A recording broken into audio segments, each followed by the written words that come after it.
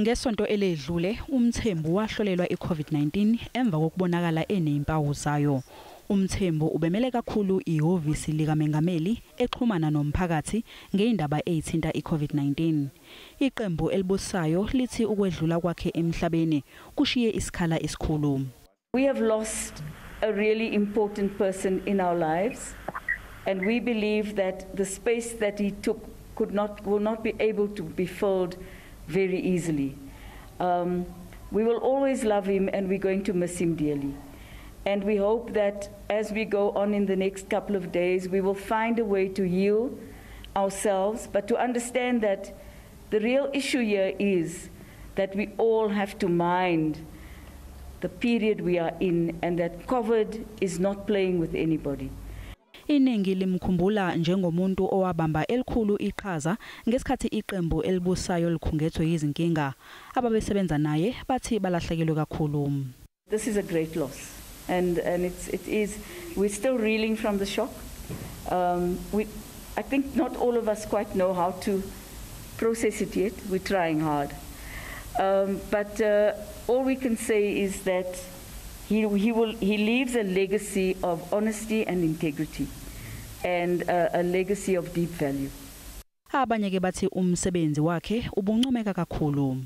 To me, he was a mentor that I really looked upon, and at times you would think he's a difficult person, but he would always insist. He would always insist on work being done the right way, the right time. Umengameli uCyril Ramaphosa udumele kakhulu ngokushona kaMthembu. Estatimendeni asikhiphile uthe uMthembu ubengumholi obeqotho, isishoshovu senkululeko kanye nentando yabantu. Wedlulise amazwi enduduzo emndenini wakhe, ozakwabo kanye nabangani.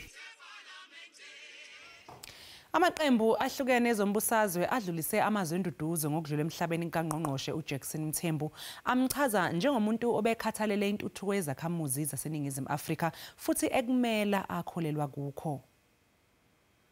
It was excellent to bring people with divergent opinions around the table and to come out with a compromise, and often spiced up with some of this devastatingly good humour. Minister Mthembu was amongst the very few incorruptible leaders in government.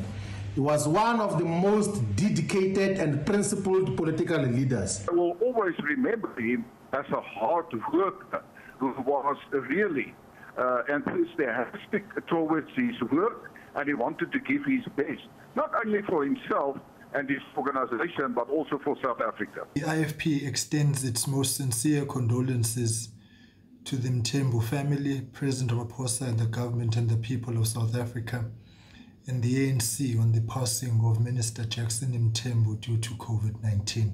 That freedom that we enjoy today, his contribution is there. We know, Comrade Jackson Mthembu, how he has worked for the people of this country to be free. It's a very sad day and a great loss to this country.